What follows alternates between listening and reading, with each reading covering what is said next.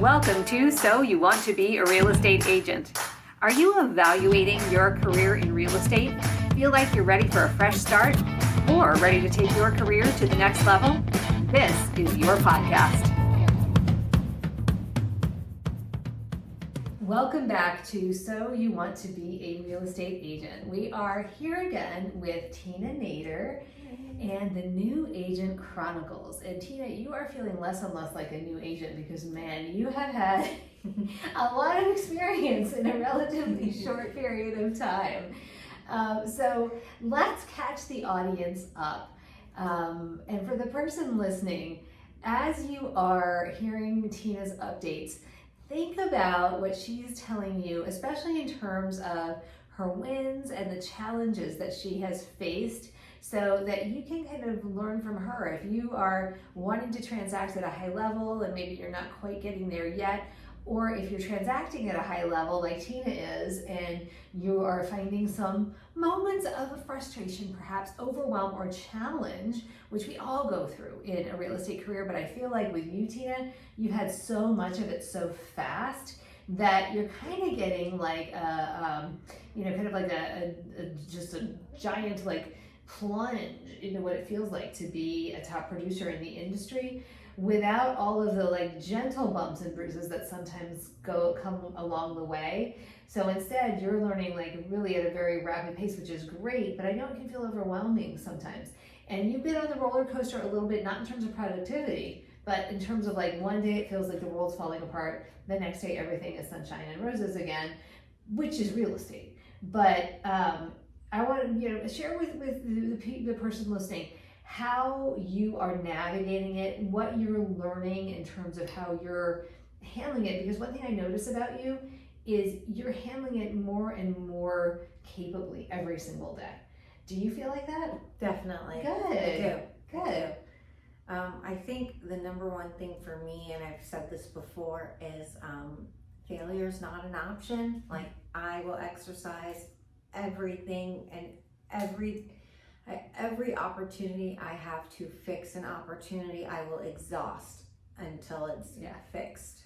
Yeah. And I will think outside the box, and if someone tells me no, I'm going to go to somebody else to find, the answer that I need to make it happen. Because I mean, my job is to help sell my client's house. That's why they've hired me. And there's a difference, because I'm not going to just stop and give up for them. They believe in me, and there's a reason for it. And so I'm going to go the extra mile and do what it takes to help them get the results that they want and the results that they need. Yeah. And I think part of that too is you believe in yourself, and you are capable of doing that and finding solutions that might not be apparent to other people. One of the things that Tina recently dealt with was a transaction. Now, this was one where it was like, this was an urgent sale kind of situation. And the seller gave Tina a very short period of time to get the property sold. And Tina was like, I can do it. I know I can do it. I can do it. And then as time went by, which was not very much time, by the way, it suddenly was like, I don't know what's happening. I thought this was going to happen. We had such good feedback at the beginning. And then when we told the story a little bit last time, you were very proactive in finding the buyer who was working with another agent, but Tina really had to get in there and shake the tree to make that happen, and you did it. Now, that same transaction has not been without its challenges since then. So one of the issues that happened was right before settlement, there's a bump that nobody expected in terms of financing. And this happens, and even whether you have a financing contingency or you don't have a financing contingency, if there's financing, there is a risk that something could happen with the loan. And in fact, this is what happened. It was no fault of the buyer, it was no fault of the seller, it was an oversight on the part of the lender. And the issue with that kind of a thing is, although lenders are wonderful partners to us and should be, the lender is not a party to the transaction, and therefore has a real liability if something goes awry with the contract. And in this case, it was like, oops, we missed this, right? And at the moment, Tina was like, we're going to figure out a way to make this work. How do we do it? So Tina, tell as much as you can without revealing confidentialities of what happened from the moment that you heard about this issue, knowing again that many agents would go, well, if the lender can't do it, it can't get done. I guess they can't get financing. I guess the deal falls apart. We put it back on the market again. And you've had a title issue like this as well, where it looked like it might be an impossibility, and the title company was like, sorry, nothing we can do about it. We tried. And Tina's like, nope, that's not how I roll. So you figured out a way to get the deal to the settlement table. So let's go with the lending piece of it. So when you heard that news, where does your mind go? That piece of news, my mind just really went to, it's really unbelievable, to be honest with you, the day before settlement, to be told that a lender made an error and it's possible that we may not go to settlement at all, much less maybe Friday, maybe the following week. So that's unacceptable. I mean, that really is unacceptable. And luckily, I will say, the lenders that we work with on a regular basis, if I do need something done or something urgently, I mean, I've had them help me secure loans in a matter of days. I mean, these guys jump through the hoops and make it happen for our clients and are amazing. I mean, I get answers at 11 o'clock at night telling me. I have to shout out Yes, our lending please. partner. So this is the Yee team with Mortgage on a Mission. John Ingram and the Yee team, we love you. So thank you for being such great partners. Okay. Really. I mean, it's been a pleasure working with them, especially when you see what else there is that is working with or against you, and how unprofessional people can be. Because the first thing I did was pick up the phone and want to hear it from that lender's words, what was going on. Left a message, no return call. Left another message, no return call. I mean, this is outrageous. We're supposed to sell. I need to know what is going on. So between myself and the other realtor, we, got together and we had to turn to use somebody else, and we made it work. We did have to extend our settlement a few days, but neither of us gave up. We did drop the other lender though, and I will say I'm really glad that we did, but it sounds right now like everything is progressing, but I have learned now, and speaking with Meredith and also seeing what has happened, I realize that most of the time I have used my lenders, right?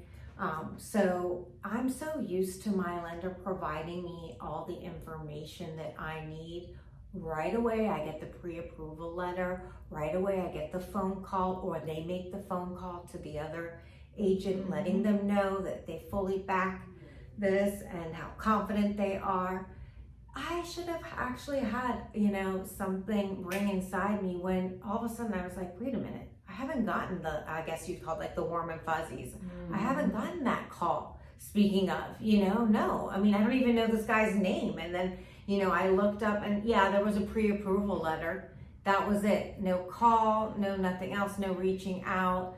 And the pre-approval letter didn't come from him, it came from the realtor, which does happen, it comes with your contract. But, just seeing how we do things our way and with our team, the Yee team, it's so different than what other people do. So I feel like we have so many checks and balances in place and trust in each other that we, first of all, wouldn't let each other fail. We're, always there to help, but some people just don't care. I mean, to make that error that big, somebody who has been waiting a month to close this house and another person who's relying on it just to be like, oops, sorry, we made a mistake. And then not even say it was their mistake, not admit it. It's like, oh, well, something fell through the cracks and we're not sure how it happened. But which is another piece, like when you know that you've got somebody who takes accountability, so important. And to your point also, one of the lessons learned here was that as a listing agent, this is such a nugget that you guys should take away as you're listening, is make sure you are, if you're not hearing from the lender, you need to be reaching out to the lender every single week at least. that is a giant red flag. Really good lenders are going to be updating you without you having to reach out to them. They should be sending you something, an email, giving you a phone call. Some people do a video, whatever it is, saying, hey, Tina, just wanted to let you know all is on track. Here's where we are in the progress of the loan. We're waiting on this and this for final clear to close, or whatever it is. So you know they're working on it. When you get radio silence, that is cause for alarm. Now, in this case, I think this was a situation where it was kind of like an automated process. And I said to Tina, some of these big lenders, they've got a stack of paper and they'll just work their way down until they get closer to the settlement date. So you might have still been getting, looks fine, everything's good, working toward close and all of that. And then it becomes this thing at the last minute where the right hand didn't know what the left hand was doing clearly. But that's where you stepped in. So again, some people would have just gone, you know what, sure, we'll delay settlement. Just tell us how long. And in this case, we'd already lost faith in this lender, so we knew we needed to like really buckle this up and make this happen in a different way. But what you did was you didn't just do that. The minute you realized that lender's not getting back to you, you didn't just take the agent's word for it either, because the agent, it was fine on the other side. The agent said, here's what's happening, so we need to extend. But Tina's like, no, I need to hear it from the horse's mouth. Like, I want to talk to the lender and see, are they actually going to be able to get it done? Because here's the other thing, to the person listening who hasn't dealt with a lot of financing contingencies, usually if a lender has hit a roadblock, it's hard to clear that roadblock, and sometimes you do need to transition the file to another lender who can't get it done if their underwriter won't get it done, or if sometimes if it's a title issue, and this is the thing that we faced there was, the title company didn't want to take the title insurance binder, which is how they make their money, for this property because of an exception that needed to be put on it. The title partner we used was like, sure, I don't see any problems with this. I'll take it all day long. So again, like these little nuances that we don't really know, that you feel like somebody tells you, no, nobody will do this. This isn't doable. It could be. You just have to figure out the answer. So you and I think so similarly in this way, which is that there's always a solution. We just have to find it. And that's our job, to problem solve at a very high level for our clients. That's why people keep hiring you and me over and over again, because we do solve the problems that they have, and we do it in a creative way that takes the burden off of them. Yeah, she said something so important. It's, we know that there's a solution and we go after finding it. We don't just sit back and think everything's gonna be okay. It's gonna work out. You can't do that. Right. You cannot rely on that. You need to go about crossing all your T's, dotting all your I's, and rechecking everything, and have a process that just, you have going, where you consistently do this with every file. Yep. A checklist. Okay, yes, I heard from this, or your weekly check-in, like she was saying, for the lender. Yep. But exactly. Different things will come up, and if you don't know the answer, that's okay. Because I didn't know the answer regarding a lien question and something else. And when one person told me there was nothing that they could do about it, one lender, guess what? I went to our preferred lender, who's an attorney as well. Our preferred title attorney, and he is an attorney as well. And I basically told him what was going on, and he stepped right in and did his due diligence and found out the answers for me, instead of not taking my calls, not giving me information. Because that was the other problem, is when I was talking to the other people, it was, hey, this is the problem. I'm like, okay, so what is this, the solution? What should I do? What should you do? Or what should my client do? And they're like, oh, we don't know if there's anything we can do. I'm like, you don't know if there's anything you can do? I said, I know something that I can do. I can take this right now from you and give it to somebody else. Yes. And I said, and I will. Yes. And which is what I did. Yeah. And then it got solved. sometimes you have to really, you have to go to bat for your client. You cannot just take, otherwise the deal will fall through the cracks. And I'm very passionate about this because, we've all worked hard and we're all there for one purpose, to make these deals happen and to make happy clients. And once you're almost there, 95% late at that last, standing, to have somebody just knock all your dominoes down and be like, sorry. No, exactly. And I think the other piece of this is we talk about a sense of urgency a lot, and Tina and I both have a very high sense of urgency.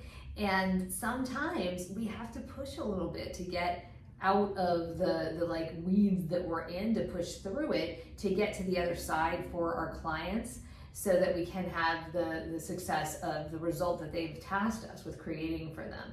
And that's something that, you get on the phone. Like, you're not just going to email people, you're going to get on the phone and talk to somebody so that you get the answer you need to move it forward. Did you know that 63% of sellers and buyers choose their agent based on local proximity? That's why farming, or geo-farming, is such a proven method for long-term success in real estate. If you've been considering becoming a farmer or a geo-farmer in your market, but not sure how to get started, check out Farming for Real Estate Agents. This blueprint will walk you through exactly how to choose a geo-farm area, how to figure out by running some calculations whether the farm area that you're selecting can support your goals, and will help you track your return on investment. You'll also hear from locally famous farmers who have already dominated their market shares, so you can R&D their secrets and dominate the area that you choose to geofarm. Now, one of the things I want to talk about too is, this is like within the past week, Tina went from a place of, okay, I have all these settlements happening, everything's settling, I don't know what I'm doing next. Now my pipeline feels empty. And I know Tina well enough to know that there is no way that she's going to let her pipeline sit empty. So she all of a sudden got out there, started to hustle, and now her pipeline is overflowing again, including a expired listing that she just went and took yesterday, including 2 contracts that you wrote over this past week. And was there something else? I thought there was another thing. I have the 2 contracts. Oh, a rental listing. A rental listing. A rental, and then once the house sells, we're already going to be looking for a new house. So it's actually 3 things with one client. That began with a cold call. Okay, so let's talk about that for a second. So you were in this moment of like, I don't know where my next transaction is coming from. What was the cold call? Sure. Who did you call? What was the script you used? What was that magic you made happen? Okay, so back in February, I made the cold call, and it was to a home in the neighborhood. The gentleman and I spoke, and we, continued to talk about him not wanting to sell this particular home, but he had another home that he was going to sell, and if I had a buyer for it, I could definitely bring it, but he'd already selected a realtor. And I, of course, was like, absolutely, send me the address, I'll see what I can do, and he was like, thank you so much, but, kept in touch with him for a little bit, and then, things kind of cooled off for a bit.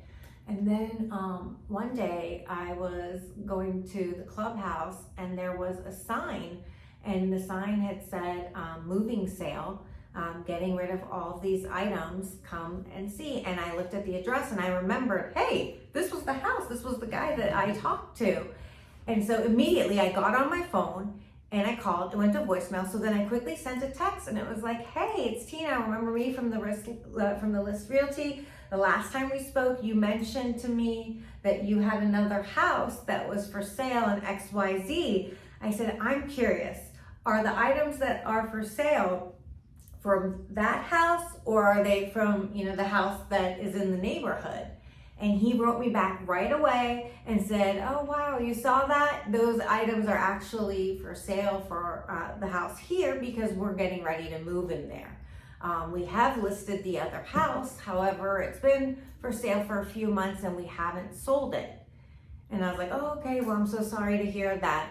If there's anything you need, let us know. But I'll definitely take a look at the photos and check it out online. A couple days later, I got a phone call, and I picked up, and he just kind of was more concerned and said, I like the way you do things, and I like the way your company does things, and I'm wondering, if it wasn't going to work out with my realtor and selling this home, could we possibly approach you and your team to list our home? And so we talked about that and the contract and what that entails, and how I could help them and if I could. And he went through the proper channels to be able to have me even assist him with that. But lo and behold, I got the call on Monday and he said, Tina, would you be able to come to my house today or tomorrow and take a look at my house? I'd really like you to sell it. And I was like, absolutely, I'll be there. So that was yesterday. And we went to the house, lovely couple, we took a look at it. Okay, here's what I do want to bring up. So as we're walking through the house, there's a lot of things in there that I personally saw that I would have done something differently. By saying this, I mean, I would point something out. For example, there was a drapery that had scrolls on it and was like red and white and purple, so very bold, right? So my thought on that is always to neutralize, either no drapes or keep it simple and clean, right? We want to get the most people looking at this and liking it, right? Mm-hmm. And when I brought it up, she had agreed with me, the client, but she said the other realtor had said to leave them up. Okay, so the reason I bring this up is this was the consistent message I received throughout the night. We went into the primary bedroom and she had just had the house repainted, but there was a scroll going at the top of her bedroom that was very bold, and I think it had like roses that were red and ornate. Mm-hmm. And when we asked her about that and just neutralizing it, she said she thought the same thing, but the other realtor had told her it was not an issue and not to paint over it or to take it down, but to paint the rest of the room. So they'd already painted the room, but left this again, and it's obviously not neutralized, and you've got to come in with liking that, and it's a big thing. And it wasn't a kid's room. I mean, you can go to a kid's room and they could have soccer stuff or something, and that's fine.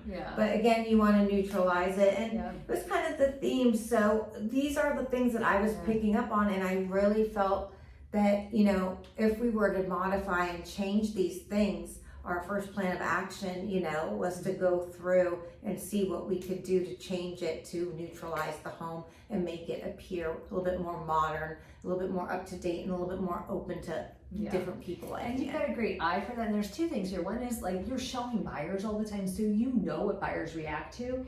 And then you can go back to the seller and say, so because I show houses every single day and I know what buyers react to, and I see them rejecting sometimes houses that are online, and I'm like, we should go look at that, but they're like, oh, I can't stand that, whatever it is. We know people have such strong reactions to what they see online, and that's the first impression. They'll decide whether or not to tour a house based on that. Exactly. And then when you are unable, for whatever reason, to be honest at that initial appointment, you stand the risk of losing the listing. And that's what happened in this case. That initial agent didn't get it done, right? So it was a situation where I don't know whether they really liked what was in the house. Maybe they were just not bold enough to say, or to be transparent and say, look, here's how someone's going to react to that kind of decor. I personally love it. You can say that, whether it's true or not. You can be kind and say, I don't think there's anything wrong with it myself, but I know how buyers react, and they just want to see they want to be able to envision their own things in the house. The only way they can do that is if we strip it of everything personal, including this. So are you willing to do that? And if it's like no, maybe you don't take the listing. But if it's yes, that's what they hire you for. So some agents even characterize the failure to tell the seller the truth during a listing appointment or when they're getting ready to list as malpractice, because they're costing the seller money and time, and time is money in this case, by not telling them what they really should be doing. It's like if you go to the doctor and the doctor's like, oh, your arm, it could be broken, but I don't think we need to x-ray it. I think it's probably okay. It looks like it's fine. I think why don't we just put a little ice bandage on it and see if it's fine? And then you have a fracture that heals improperly. That's malpractice, right? And why was the doctor hesitant to tell the truth? Maybe they just didn't know. Maybe they were afraid. Maybe, who knows why? But it's our job to tell the truth to people. We are tasked with being honest in what we do, both to the public and to other agents. So that's why it's so important to do what you just did. And winning expired listings, we're not gonna have time to talk about it in this podcast, but next time we talk, I want to talk about the way that you're winning expired listings, because this is number 2, right? That you've won so far. And we have taken, I think, at least 2 additional expired listings here in the office within the last couple of weeks, using a very effective system that helps us capably connect with the seller and help them understand how we can solve their biggest problem, which is that they didn't get their house sold. So bringing in experts who can help them with it, be empathetic, it goes a long way. All right, so Tina, all of this said, I want to wrap up with one more piece, which is when you are in and then I know you have to go, so I'm thank you for staying as long as you have. When you are in a moment where you're feeling overwhelmed and stressed, give the person listening, when they're in that situation, what's the number one tip that you would give them for getting out of that mindset where you feel like you're just spinning, there's a problem you can't solve, or you're just feeling like everything's going wrong? Yeah, for me, it was really to write everything down, okay? Because if everything's coming at you, what feels really good is being able to solve everything one by one. Being able to cross it off and be like, okay, I handled that one. Okay, what's next? And then I can breathe. And I know I'm making, an effort and impact, and I'm making that list smaller. And those little victories for me, are really helping those heart palpitations, right? That's a great tip. But I really feel like it also just calms me down, writing it down and then crossing it off. That's a great, and it probably helps like relieve your brain of the burden of all the things that are spinning in there if you put it on a piece of paper. And if you like digital, you can do notes on your phone, put that little, bubble beside it, that little bullet point beside it, and check it off. I love the act though, like you said, of actually writing. I think it comes from your brain in a different way. And then the physical act of crossing it off. Great tip. So if you're in a position where you're feeling overwhelmed right now, whether it's a transaction you're struggling with, whether it's getting your pipeline full, whatever it is, write it down. And then let me challenge you with this. Within the next 24 hours, write down what your big 3 challenges are, and then do a few sub bullet points that are actions you can take today to start knocking those challenges off your list, relieving yourself of some of that burden of overwhelm and anxiety, because the minute you do, the sky's clear and look what happens. The sun comes out, your pipeline fills up again. Beautiful. Tina, congrats as always on your success. Thank you for sharing with our audience. Thank you for being here and being part of our audience. I hope that you've taken away some things that you can use in your business today so that you can follow in Tina's footsteps and get into that level of success that you are dreaming of. As always, if you have questions for us, you can DM us, you can message or text us, follow us on social media, ask us questions there. We're so appreciative of everybody that does. Please leave us a review or rating on the platform in which you are listening. We would be so very grateful. And share this podcast with someone that you know who might benefit from learning from the lessons and the triumphs that Tina has shared. Thank you again for being here, Tina. Thank you. This has been So You Want to Be a Real Estate Agent. We'll see you next time. See you.